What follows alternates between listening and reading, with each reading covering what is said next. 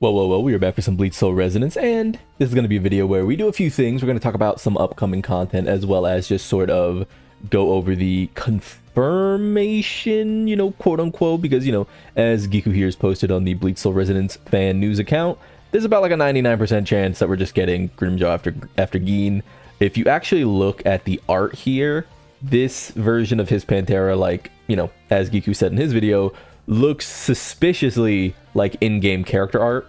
Maybe he could have a dual art where one side is his, Arankar form and the other is Pantera form. So that'd be pretty cool if they like switch when you're hovering over them, kind of like Aizen has the mirror break, but we'll have to see on that.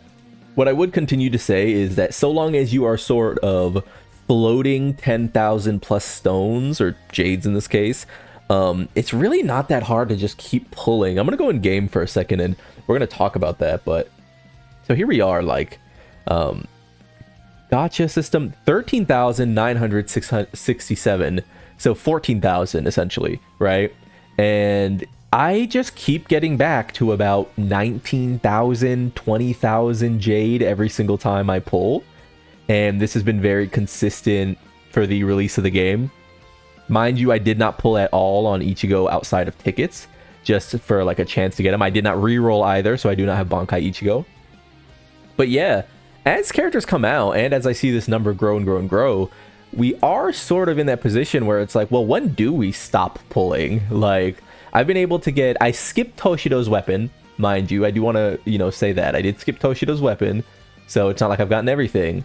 But Aizen's weapon is here, Gin's weapon is here, and I have both of them, as well as Toshido himself. So it does kind of beg the question, if you're a free-to-play player and you need the character for the color, or you just like the character, do you just keep going until, I don't know, finally you hit like double pity or something? You finally hit like 80 summons here, 40 summons here. You could argue, because it only takes a few skips to get back here, right? So, we'll have to see once Grimmjow shows up, but I am sort of tempted to continue trying my luck, as well as I don't pull for dupes, and I'm going to continue to hammer this point for free-to-play players.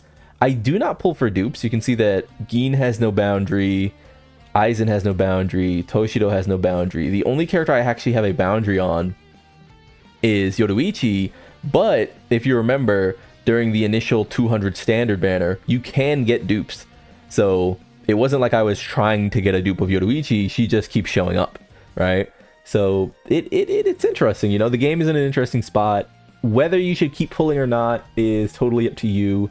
I do want to maybe go over a landing spot that we should be cognizant of, because we are coming up on a few major sort of events, quote unquote, that I do think it's worth mentioning. So just 1 second.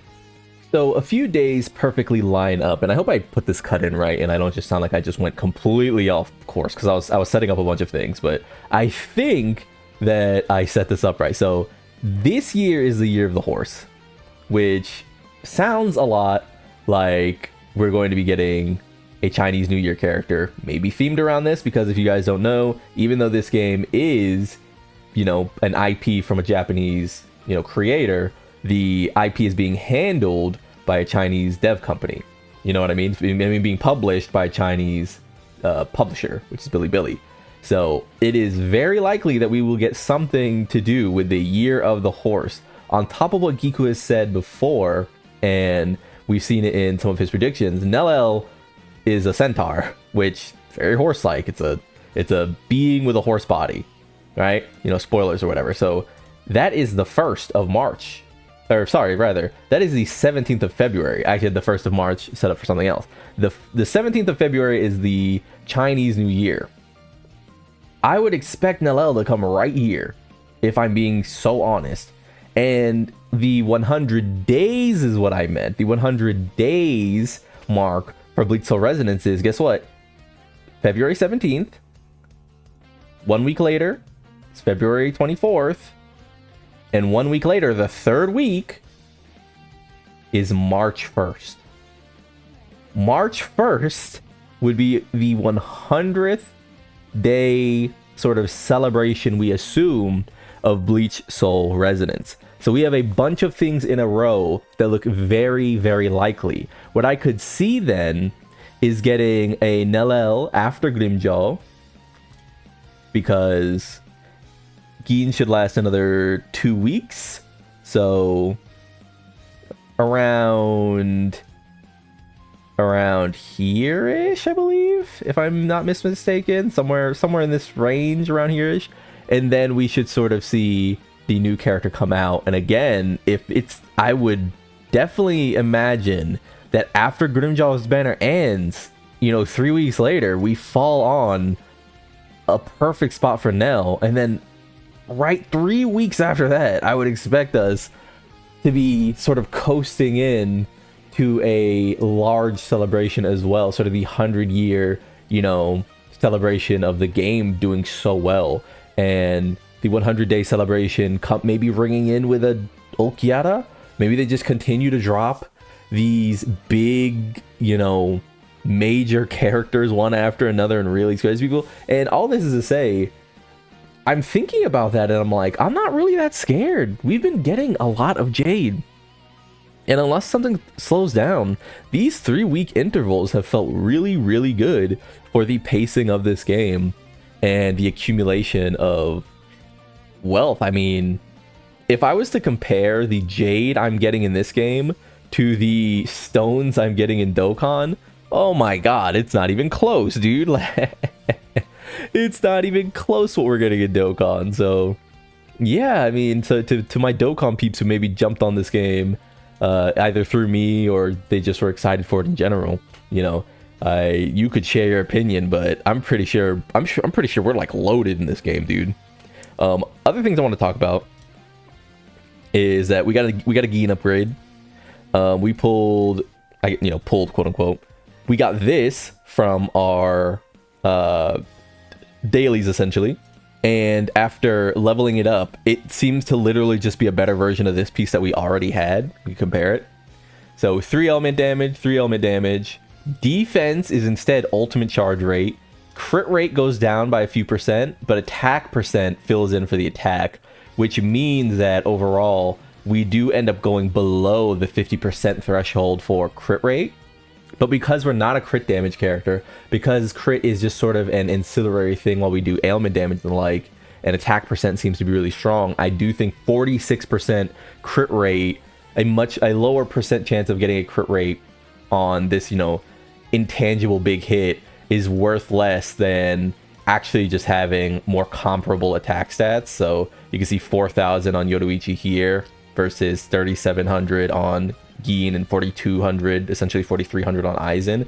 Remember that Gin also has an extra pump stat, so he is almost to the same extent as these two characters, and these two characters do have a bonus. Where is it? Not him, or not her rather, but he does have a bonus attack percent, piece over both of them, right? So I think that piece looks really good. They're also 10 levels ahead of him, right? Including their weapons. So that is another reason they look, a little larger there. Yoruichi specifically also has a level 30 stamp, whereas he only has a 25. Same with Aizen. But yeah, I like that trade. You make that trade, I'd make that trade. You'd make that trade, I'd make that trade. Damn good deal. This piece though, because you're probably looking at this and like, well, you gave away a level 30 piece, now it's just sitting here.